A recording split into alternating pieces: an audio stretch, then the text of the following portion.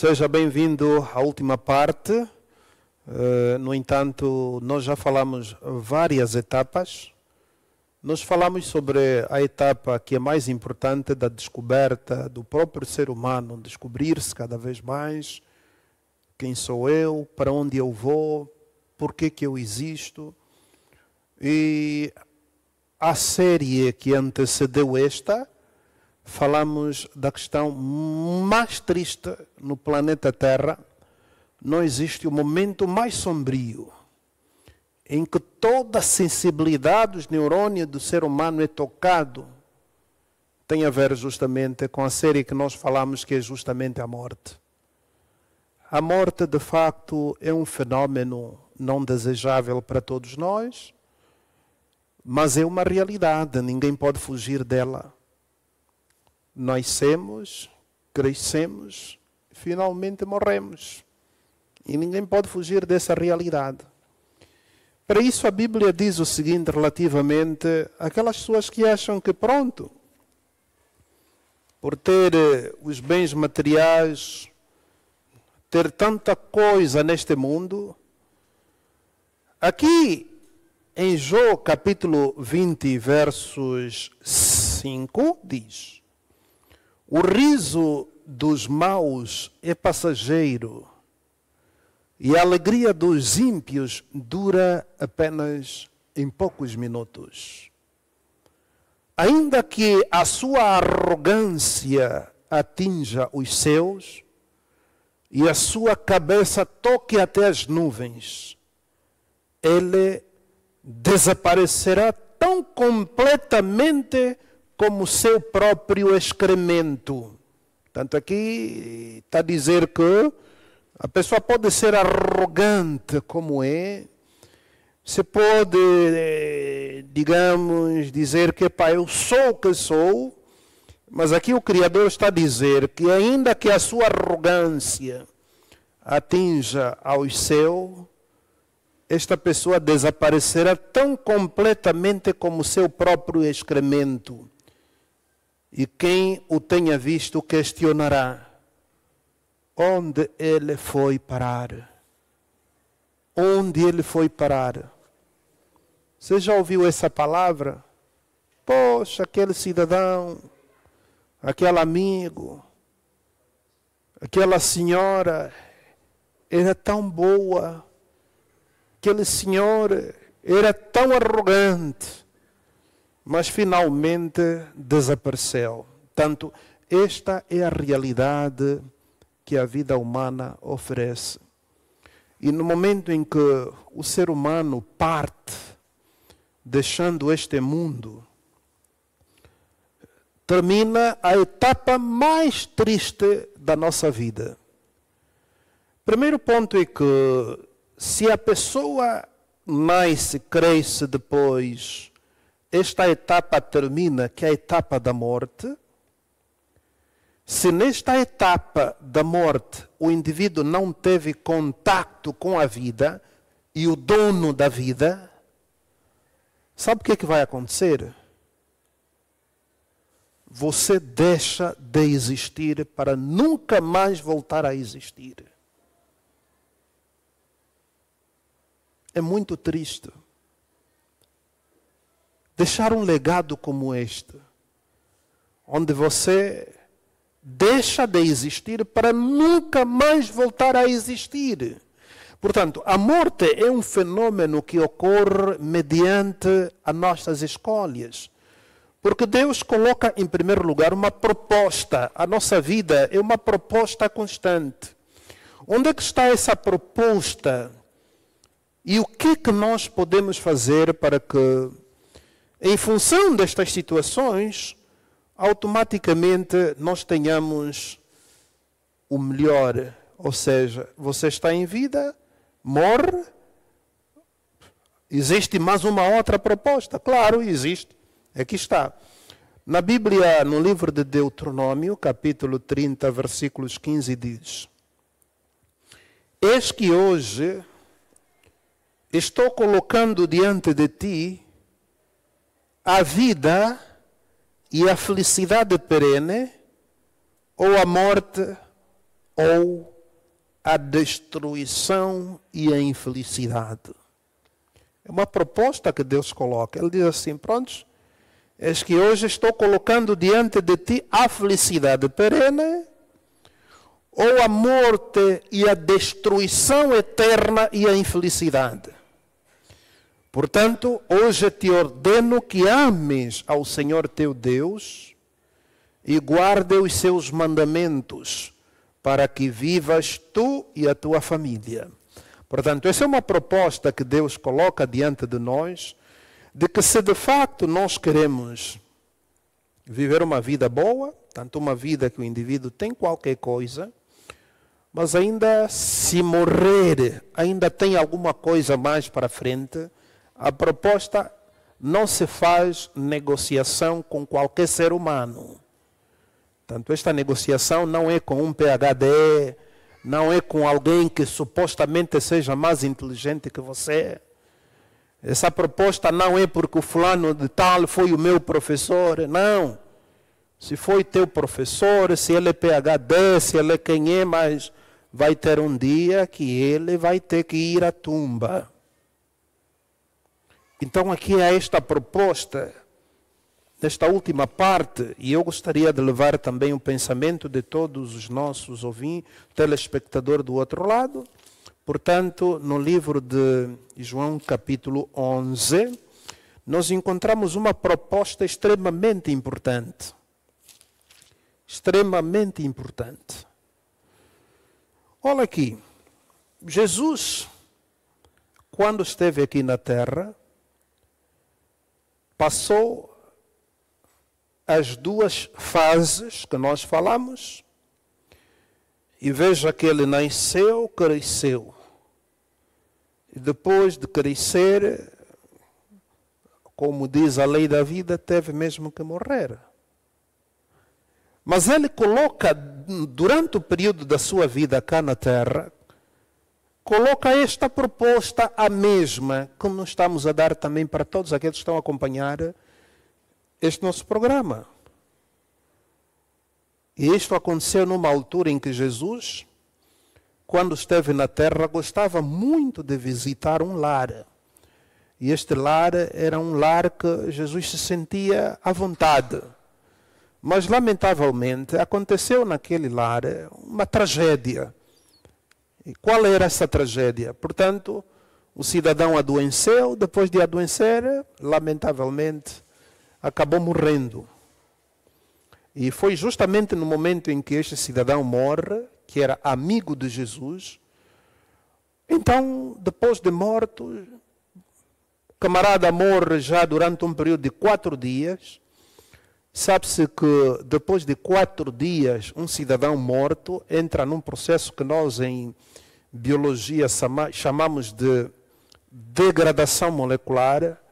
Este processo da degradação molecular significa que é uma desintegração daquilo que é as moléculas, e automaticamente o homem, nesta fase, nessa desintegração das moléculas, então, entra já naquilo que é justamente o processo de putrefação, o que significa que o indivíduo perdeu completamente. E nós verificamos aqui na Bíblia que este cidadão, em João capítulo 11, versos 25, Jesus faz uma declaração, umas palavras tão sábias, que dificilmente o homem durante o período da vida compreende. Essas palavras são tão claras, o que é difícil é compreender e vivê-la. E ele diz, e declarou Jesus, eu sou a ressurreição e a vida. Aquele que crê em mim, mesmo que morra, voltará a viver. E ainda ele diz, e todo aquele que vive, mas também crê em mim, esta pessoa não morrerá. Tu crês nisto? Prezados amigos, quando nós estamos a falar sobre a questão teológica, independentemente daquilo que tem a ver justamente com os nossos gostos, etc., nesse texto nós encontramos a maior esperança para todo ser humano, durante o período da nossa vida, fazermos uma escolha sábia. Não é questão de brincadeira, é uma escolha sábia. O que adianta você, por exemplo, como já fizemos referência anteriormente, você tem carros topos de gama, casa, uma das melhores, pode ser até vivenda, etc.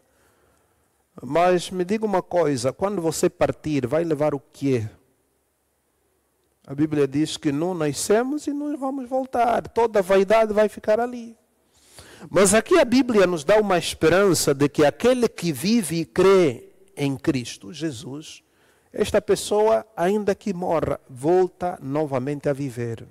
Portanto, o fenômeno morte é algo que é inevitável. Tanto é que Deus permitiu que este fenômeno afetasse até o próprio seu filho, que é Jesus.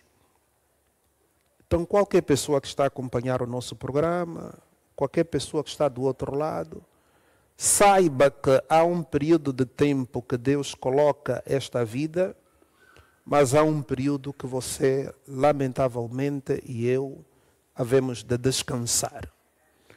Mas, se nós, durante o período da vida, fizermos um investimento, sabe o que é um investimento? Na vida cristã.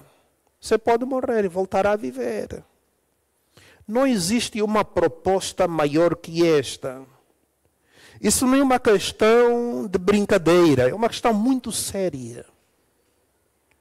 Porque se nós temos a consciência de que você vive, mas a qualquer hora você vai desaparecer, e existe a segunda proposta, que é você morrer e voltar a viver, quanto custaria se alguém nos desse essa proposta e pudessem estar a vender esta vida, que é a vida eterna? Quantos teriam possibilidade de comprar? Eu acho que nem você teria possibilidade de comprar a vida eterna. Mas é algo que Deus nos dá de uma forma gratuita. Então, independentemente do tempo que você gasta, você acorda de manhã, vai à escola.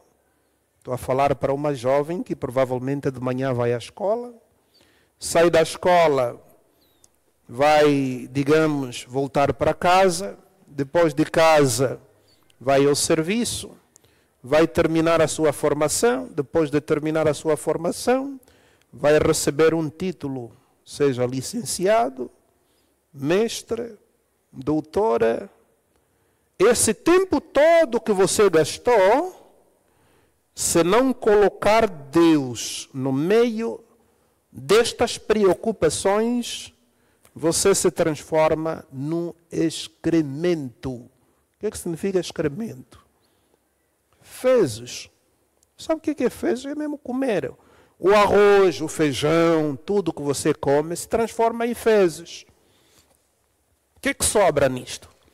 Você veja que a nossa vida, pelo menos, podemos dizer que tudo que nos sobra é justamente isto. Se você está a comer o arroz e carne, no final de tudo o arroz vai se transformar em fezes. Se você naturalmente tem um bom carro, é só apenas uma forma de locomoção. Todos chegam no mesmo destino. Aquele que apanha táxi vai chegar em casa, vai dormir. De manhã vai ter que apanhar mais um outro táxi. E depois, você que tem carro, pronto, não precisa apanhar táxi, mas vai chegar na sua casa, o destino é o mesmo. E depois chega um momento em que, portanto, quando chega em casa, é simplesmente a comida que você come com a família e depois você dorme. Assim é o ciclo da vida, independentemente do que você tenha. Se tem carros, tem casas bonitas, se tem carros topo de gama, o círculo é o mesmo. Saiu do serviço, voltou para casa, saiu de casa, foi ao serviço, terminou o serviço, está diante da família, envelheceu, acabou de envelhecer, morreu. E a pergunta é, o que é que você ganhou na vida? Qual foi o lucro que você conseguiu obter em função dessas andanças? dessas correrias depois desta formação? Qual foi o investimento que você tem? Não há nenhuma. Não há nenhum, aliás. Então, nesse contexto, quando nós partimos, nós morremos, automaticamente, se você não fez o maior investimento, que é a palavra do Senhor, você morre como o pior pobre que já existiu no planeta Terra. Existem pobres de bens materiais. Existem pobres que não têm nada, mas o maior pobre que desaparece no planeta Terra, que é admirável, é um pobre que morre sem o conhecimento da palavra de Deus, porque este, portanto, inclusive para Deus, é um barro, é um excremento apenas. Então a palavra de Deus é que vivifica, dá vida. Então a pessoa volta a viver. Daí os valores morais que são adquiridos através do princípio da palavra de Deus. E lembrar que para aqueles que vão ressuscitar, têm de fazer a vontade do Pai. Então, não é possível você dizer que eu quero viver com o Pai e você não cumprir as regras que o Pai estabeleceu. Então essas regras não é mais nada o cumprimento escrupuloso daquilo que são os mandamentos da lei de Deus. Portanto, os mandamentos da lei de Deus fazem parte do pacote que vai permitir de facto o cidadão viver e durante o período da vida depois se morrer, voltar a viver. E isto aconteceu, Jesus mostrou, depois que Lázaro estava já morto, 4 dias, imediatamente, quando Jesus foi lá e chamou, Lázaro saiu para fora, e Lázaro saiu da sepultura e voltou a viver, para mostrar claramente que aqueles que morrem em Cristo voltarão a viver. Então, nesta série, a nossa pergunta agora é, portanto, de onde nós viemos? Nós viemos de Deus. Para onde nós vamos? Estamos a caminho da sepultura. Onde é que nós estamos a ir? A caminho da sepultura. Qual é a esperança que nós temos? A ressurreição. Para quem vai ressuscitar? São 2 classes. Nessas 2 classes, conforme diz a Bíblia, para aqueles que têm, portanto, a Bíblia, é melhor comprar uma Bíblia, que este é um dos melhores livros que tem o mundo. No entanto, quais são os que hão de ressuscitar? Portanto, 2 classes.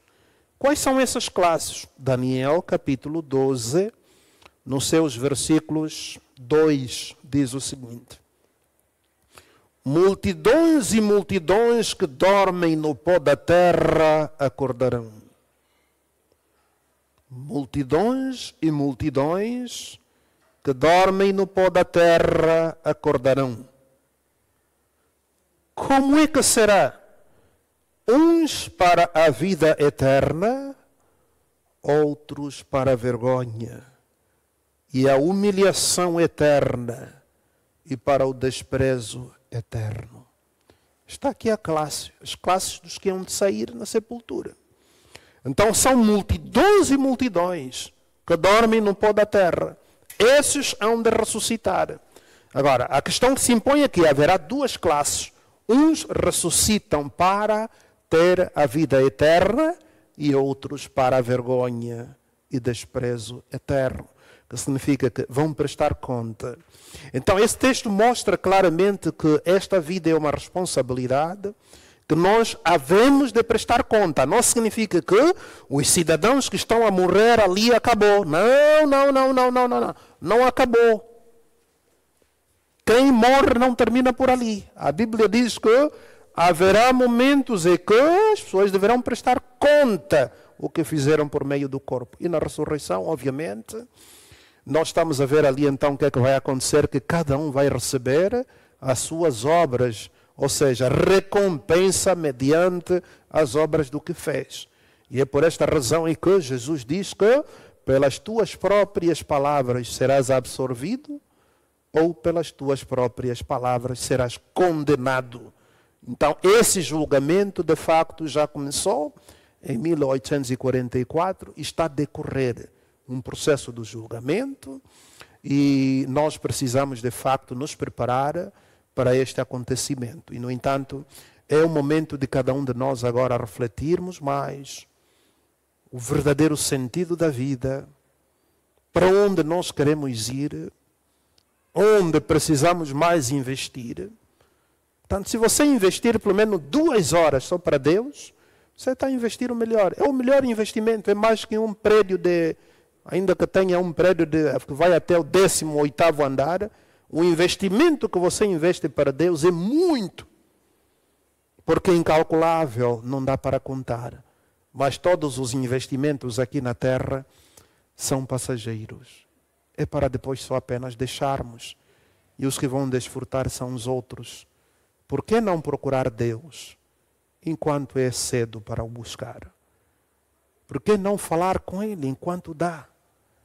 Você já viu, se fosse chamado alguém que já morreu para trocarem a sua vida com a dele, o que seria? Porque quem morreu, morreu mesmo, para nunca mais voltar a existir. Tanto é que o próprio Jesus, no livro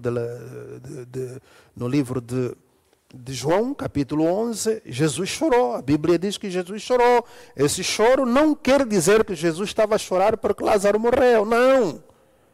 Ele já sabia que havia de ressuscitá-lo. Por que ele chorou?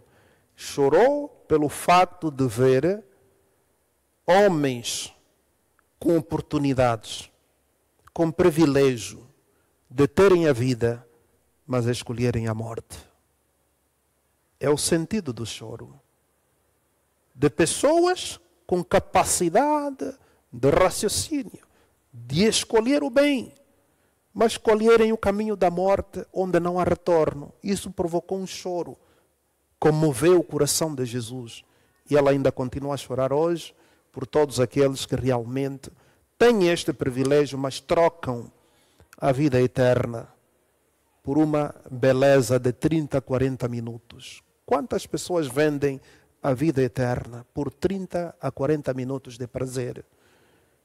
Portanto, você é o nosso convidado, nunca perca mais este programa e nós estamos à vossa inteira disposição. Procure cada vez mais a Deus enquanto Ele está próximo. Ore bastante e lembre-se que você é um projeto de Deus. Lembre-se que você não é aquilo que Charles Darwin diz. Você é um produto de evolução? Não. Não é Charles Darwin que deve dar o conceito daquilo que é a vida, mas sim o Criador dos céus e da terra. Você é filha, é filho de Deus e Deus te chama. Estamos à vossa inteira disposição. Obrigado.